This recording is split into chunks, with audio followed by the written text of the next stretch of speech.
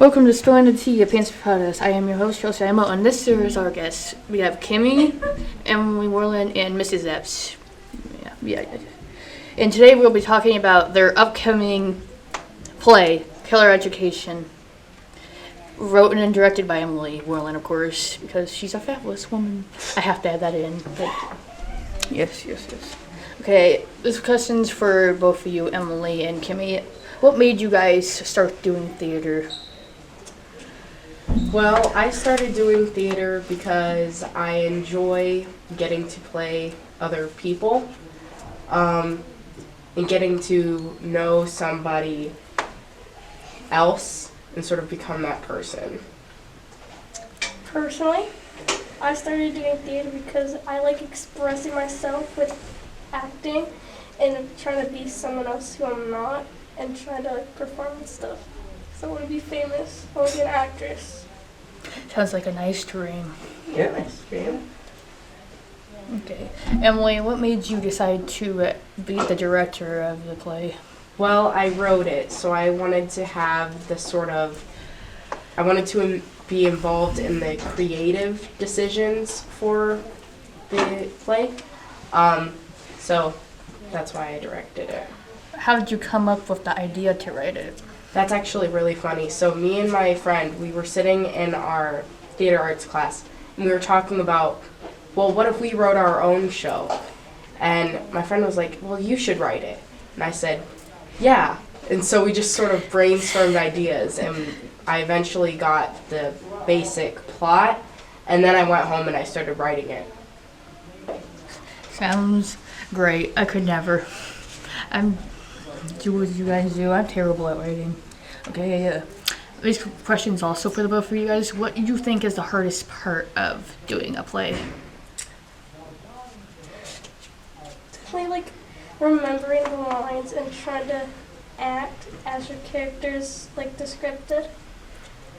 Yeah, I think that's definitely part of it. It's also just like making sure that the character is portrayed the way that the creator intended them to be is sort of different, because you want to play it the way you want to play it, but you also want to honor the way that the creator sort of designed the character. That's a very good point, Emily, because I also suck at remembering things, so yeah. Okay, how would you come up with a title, Emily, for the play?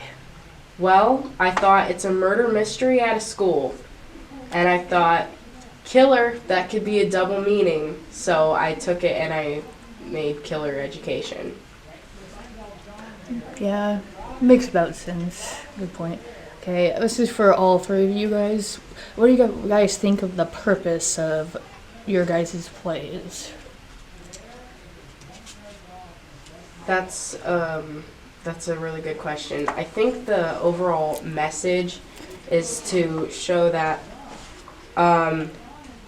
different people can become friends and work together, and that everybody is unique and special in their own way, and everybody's talents can contribute to things.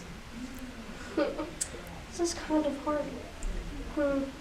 I would probably have to say people are naturally talented in their own way. So, yeah. I think the play hits on every one of those points and really establishes the relationship between this very diverse group of people who have never met before. That's a good point. You can be creative when you do it. Be yourself. All that stuff. Okay. This is for you, Mrs. Epps and Emily. How do you guys decide, together to decide who got which role? Well, actually, me and Mrs. Barron, we casted the show. And so we had everybody come in and we had them all read for different parts. Yes, got it. And there were people who we saw them act and we sort of just thought that person is who we sort of thought would play this part. And then there were people who came in and read parts that we wouldn't have expected them to be good in, and then they read for those parts and we were like, that person is who we think could bring life to this character.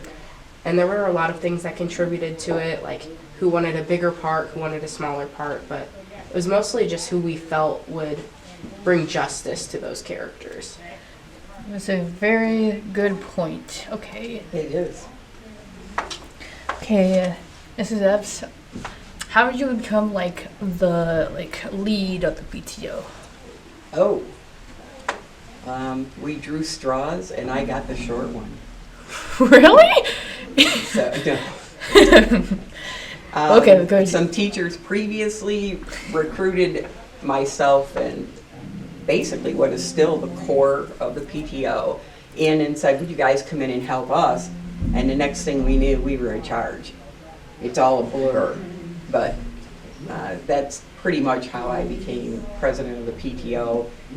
And we basically set out for a mission to support our teachers and our student body and give our student body the same things or better than what any other community school offers to their students. And so that's what we do. We just work really hard to raise funds so we can do all the extra stuff that they might not get to do. Which I very much appreciate, because Well, thank you. you've been the best PTO I've ever had. My old school sucked, guys. Yeah. Okay. Why did you want to be the PTO? I'll be honest, I didn't go in wanting to be the PTO Oh, you president. didn't? I went in wanting to help my grandchildren's school, and because Good for you. I was recently retired, I was like, well, this is a good way I can help while their parents are working, and I can help out at school because I'm available. And they hang out at my house before and after school, so Yeah, that is a good coincidence. yeah. So it made it kind of easy, and it just kind of happened. And the other parents put their faith and trust in me, and I take that very seriously. And we worked really hard. We worked last night. We had a meeting, and we were discussing prom.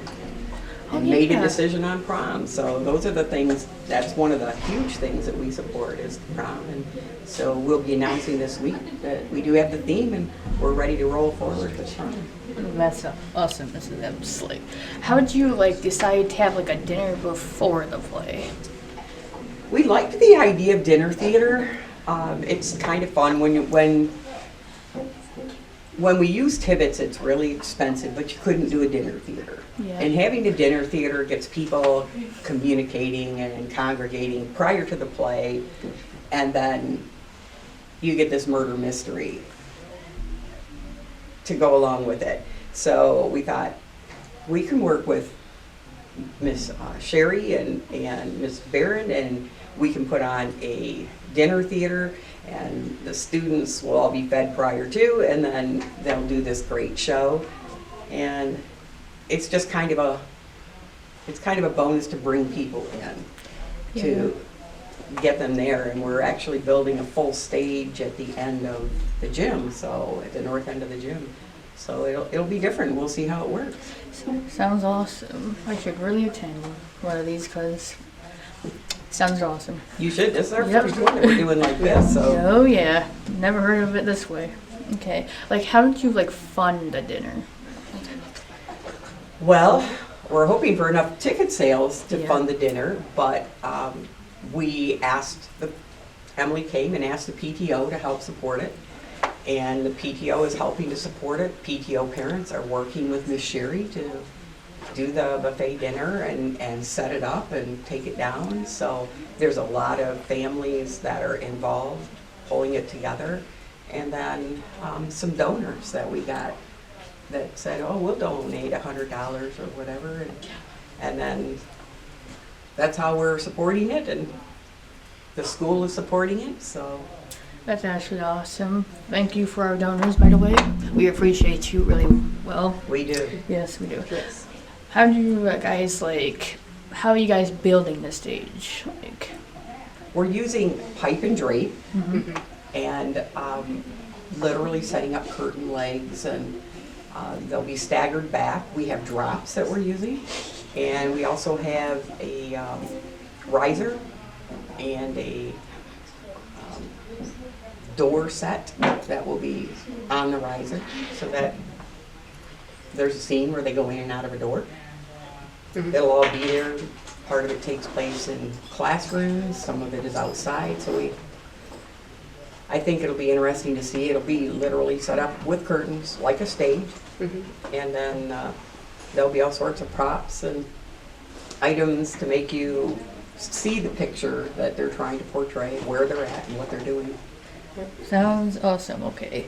That's what we have time to discuss today, folks. You should really go see the play. It sounds awesome. Okay. Once again, I am your host, Chelsea Imo. This is Spilling the Tea of Pansophia. We'll see you again next time.